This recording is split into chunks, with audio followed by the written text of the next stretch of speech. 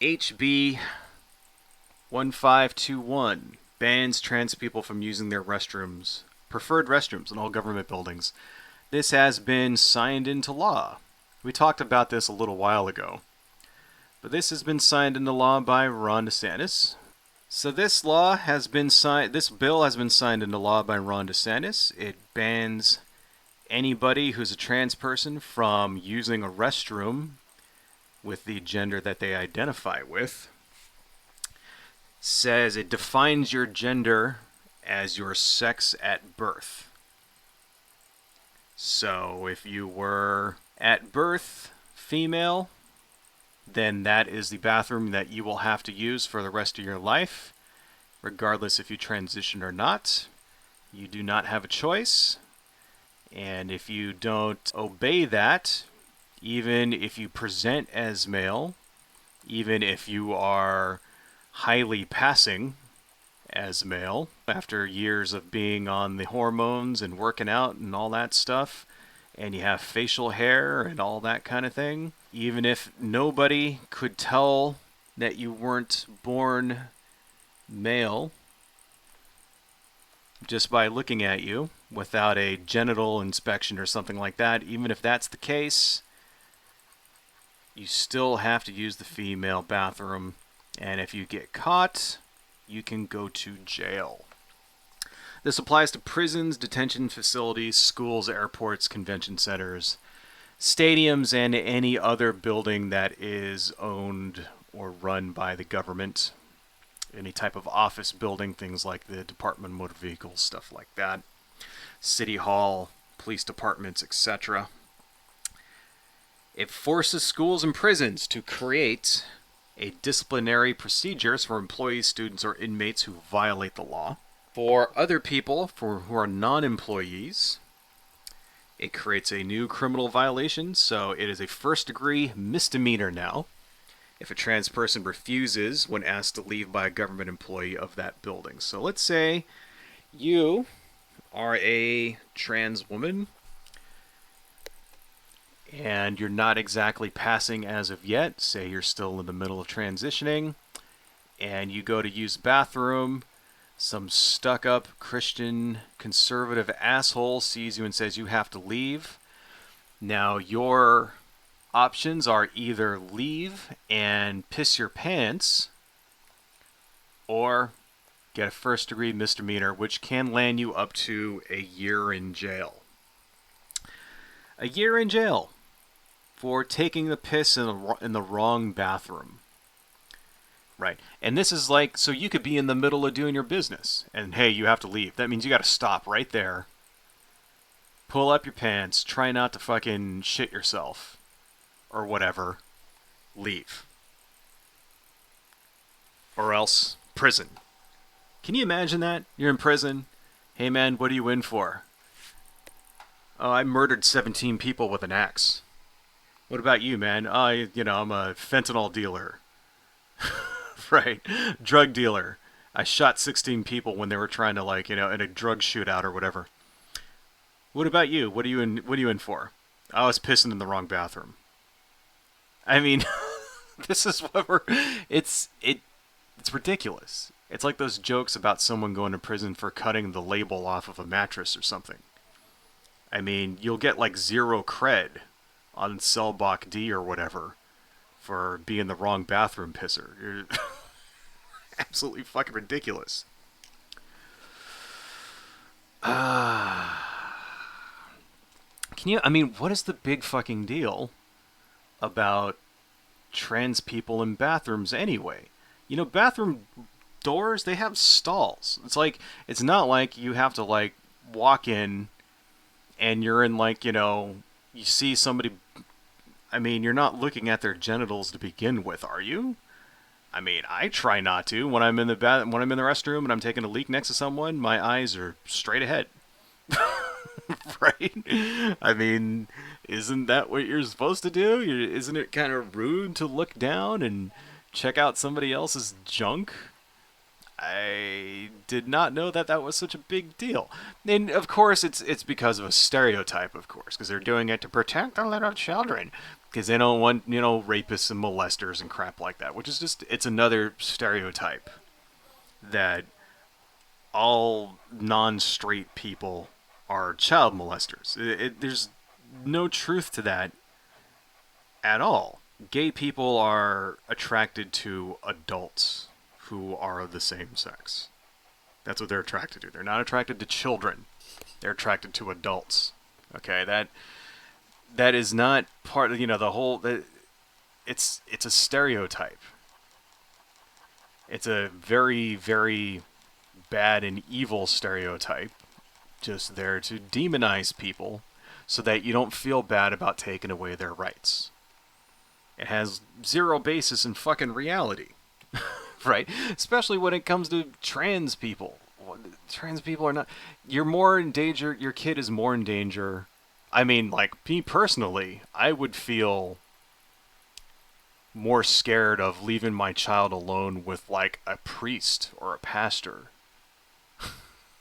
than I would, like, say, a drag queen or a trans person.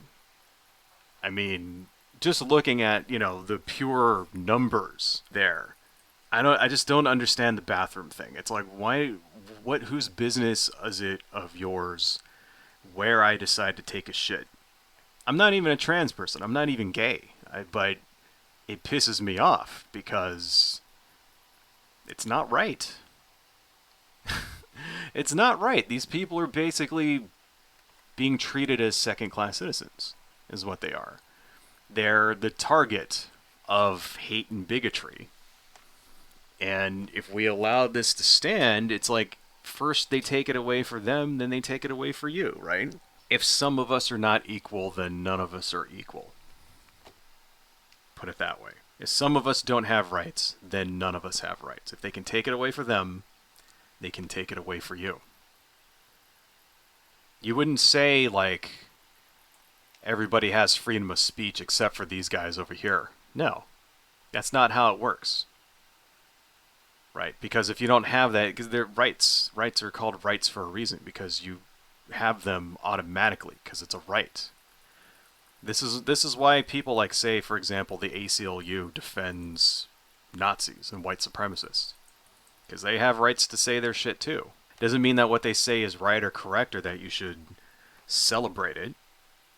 But when the government, for example, tries to censor people, it doesn't matter who they are. They should still be allowed to say their stuff, right? This is why they defend, for example, the ACLU is an excellent organization in my opinion. They defend everybody equally, doesn't fucking matter. Because if you take it away for the least of us, then you take it away for everybody. And if you allow a second class, I mean, that's what's going on here with, it's the struggle involves everybody. Yeah, I'm not gay, I'm not trans, it doesn't matter. It doesn't matter at all. If they take it away from them, then it diminishes us, it diminishes everyone. It makes the country that much closer to a dystopian hellhole. So we need to stand against this kind of tyranny. At least I think. Another shitty bill that happened in Florida HB 254. This is now a law. This has been passed into a law. Bans trans-affirming care for minors completely. Minors are no longer allowed to have trans-affirming care in Florida. Anywhere in Florida at all. Makes it a third-degree felony to provide a child with gender-affirming care. Third-degree felony can get you up to 5 years in prison. So just to put that in perspective, if you're a doctor in Florida now and you prescribe puberty blockers for a child, 5 years in prison. This prevents a child from leaving the state to receive gender-affirming care elsewhere, which is, I don't even know how the hell they're going to do that. But basically, if a child is threatened with receiving trans-affirming care, I like that language. It actually says that's the language. If they're threatened with trans-affirming care, then it allows the state to take custody of them. Now, the only other way that it was legal in Florida for the state to take custody of your child is if they call it emergency jurisdiction. And the only way for the state to get emergency jurisdiction of your child is if they were abandoned. That's what it was before. So basically, in Florida, abandoning your child and giving them trans affirming care is like the same thing now. That's kind of ridiculous and disturbing. And here's the thing about this, right? It also allows Florida courts, let's say that you have a custody agreement with your ex spouse over your child. It allows Florida courts to modify those custody agreements, even if they were made in other states, to prevent a child from leaving if they think that they may receive gender affirming care in a different state. So let's say that you live in, I don't know, what's a state close to Florida? Mississippi or something, or Alabama or something, or even someplace further away like Connecticut or whatever. And let's say that you share custody with your ex-spouse who lives in Florida. Your ex-spouse can now go to the court and say, hey, my child is in danger of receiving trans-affirming care in this other state, and they can get that custody agreement modified and basically steal your child from you. They can do that. Another thing that can happen now, according to this, is that your kid can be kidnapped by your spouse. That's a thing that happens all the time. Some people get divorced, and they basically, one parent doesn't like it, decides to abscond with the child and flee to some other place. That happens all the time. That's sort of parental kidnapping like that. Now they can go to Florida and be like, hey, I had to leave because we lived in California or whatever, and my child was in danger of getting trans affirming care there, and this law will defend them for that. That's kind of how it reads to me. I don't know. If there's a legal expert out there, if I'm wrong about that, please let me know. Kind of sounds like that's what it says to me. So, yeah.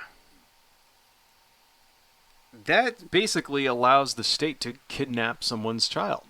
All they really have to do is just have a complaint somewhere that, hey, this kid was receiving puberty blockers or something like that, or this kid was getting HRT, and pretty bad stuff there, folks. It prevents state and local governments from funding gender affirming care through their health plans or government funded health insurance. So that actually affects adults. That doesn't just affect kids. That means if you have a government job, let's say you work for the government, you work for your city, something like that, county controller, for example, something like that, or even if you're a teacher. Teachers are technically government employees. That means that your health insurance will no longer cover trans affirming care. So if you were getting it and you were an adult and you were getting that covered, that's going away. Well, it can become prohibitively expensive to receive hormones in this country without getting that on your health insurance. So many people who are currently transitioning now will be forced to detransition because of this. That, of course, was the plan all along. So this doesn't just affect the kids. That's the thing. When they tell you, yeah, we just want to protect the little baby children who are all innocent and all this shit from being preyed on by the evil molesting transes or whatever, that's bullshit. That's bullshit because in real life their law doesn't. No, their real life the law affects adults. The whole plan to begin with is to basically remove trans people from Florida. That's the entire plan. They just want to make life there so shitty that if you're trans and you're in Florida, you just leave. I mean, if that's not genocide, then I don't know what is. And I know up until this point, I haven't used that language. I haven't said that word genocide. Right? Because genocide kind of has certain connotations for most people. When you think genocide, you think people being packed away in train cars and sent off to die in concentration camps. And yeah, that's not happening. But there are steps to genocide. And these are the beginning steps. These are the baby steps. Adults that do live there currently would have to sign informed consent forms adopted by Florida's Board of Medicine and the Board of Osteopathic Medicine in Florida. So if you are a trans person and you are receiving care, you got to fill out this paperwork. Problem is, those two boards are filled with conservative evangelical Christians, culture warrior types who were assigned by Ron DeSantis. So, are those forms even going to be available? This is another thing that the government will often do when they want to de facto ban something, but are too chicken shit to actually ban it. They'll just throw a lot of bureaucracy in the way. For example, give you an example. One of the first anti-marijuana laws way back in the 1930s was to require a stamp if you were to buy or sell it. It may surprise people to know that things like cocaine and marijuana and drugs like that, they were not exactly illegal all the time. It wasn't until the early 20th century that these things started getting banned. And there's a lot of racism involved there. We could talk about that at some point. Might make an interesting stream.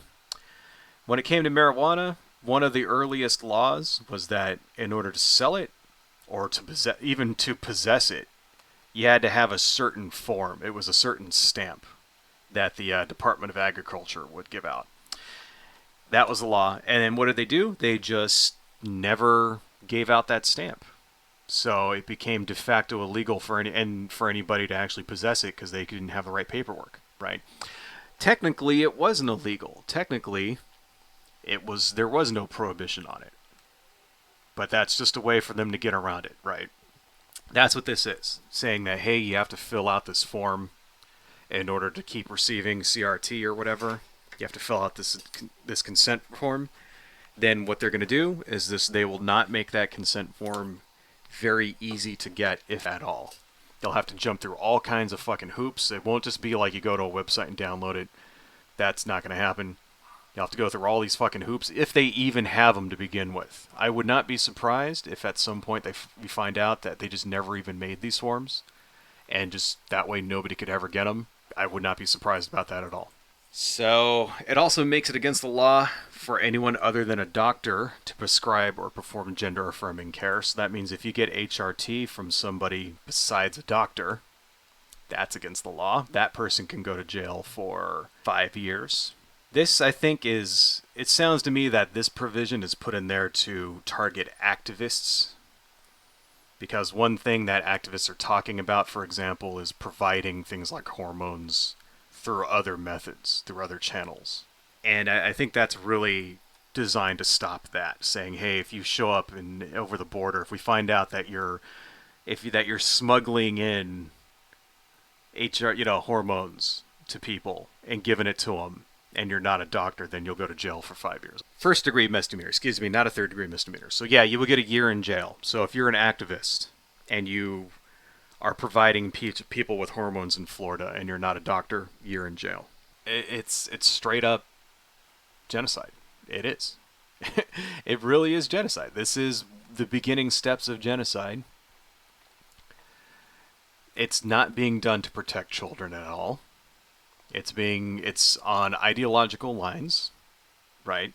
The gay people and trans people have become that other that fascist movements usually use, right? Because here's the thing, in order to galvanize people and galvanize hate, right? Here's the thing about fascist movements, right? Fascism is all about gaslighting people into thinking the country was great at some point in the past. It was fantastic. Everything was perfect, and it's all the fault of those damn insert other group here as to why it's so shitty nowadays. Make America great again. That's what that is. That's the fascist movement here. Make America great again. If it wasn't for those damn illegals, they're rapists, they're murderers. I'm sure some of them are good people. That's what's going on here, right? The trans people gay people, LGBTQ people of all stripes, have been marked as the latest, basically, other for fascists, right? They're really leaning into it now because they won on their big item, their big political draw for elections was abortion. That was the big draw. That's what got all the conservative Christians coming and voting every year. Abortion, abortion. Well, they won on that. Abortion is over, right? All of the red states are now banning abortion left and right. They won on their issue. And then that was part of the reason why, and that's not the only reason, but that was part of the reason why in 2022 they did so bad in the midterms. Because lots of conservative Christians are one-issue voters. The only issue they cared about was saving the little baby fetuses, and now those little baby fetuses are saved, and they don't give a shit, and they didn't come out to vote. And that's part of the reason why they got stomped. It's not the only reason, but it's definitely part of it. So now they need an issue to galvanize those voters, because they're going to lose that voting base. And if they understand that the Republican Party, the conservatives, they understand if they don't get that religious voting base turning out every year, that they'll never win anything ever again. That's what they've thrown their lot in with. Because the other alternative is to actually give people shit that helps them. And fuck that. They don't want to do that. They don't want to actually help anybody. They don't want to actually solve anything, address any problems, anything like that. No. That would require raising taxes. So fuck that. They're not going to actually do that. So what are they doing? Well, they got to give something else for these people to hate. They got to give them another reason to show up. And the thing that they've settled on is trans people. They're trying to turn the anti-trans thing into a giant issue, which is just as huge as abortion. So just to get them coming out every year to vote against the evil woke trans people. That's what's going on, right? Is it working? Doesn't really seem like it. Doesn't really seem like it. Seems like maybe that works for Trump's base, which is at most 30%. Right. But you can't win elections on 30% of the electorate. Right? If even that. If it's even 30%. Like, no. So I think that is good news. It's sad that in the meantime these people are being, having their rights removed and shit like that. Don't get me wrong, that's horrible. That's messed up, and we need to fight back. But it's a sign of a political movement, not just a political party, not just the Republicans, but of a political movement that is struggling and sort of realizes how screwed it is. Is it in its death throes? I don't know about that. I don't ever think, because that's something that also happens every 4 years after the Republicans lose. People on the left go, the Republican Party is in its death throes. It'll just be a regional party. No. Has that ever happened? No. Is that ever going to happen? I doubt it. I'm pretty sure they'll always be around, but will they be as strong as they have been in the past? No. I think it's a sign that they're losing power, and they're desperate.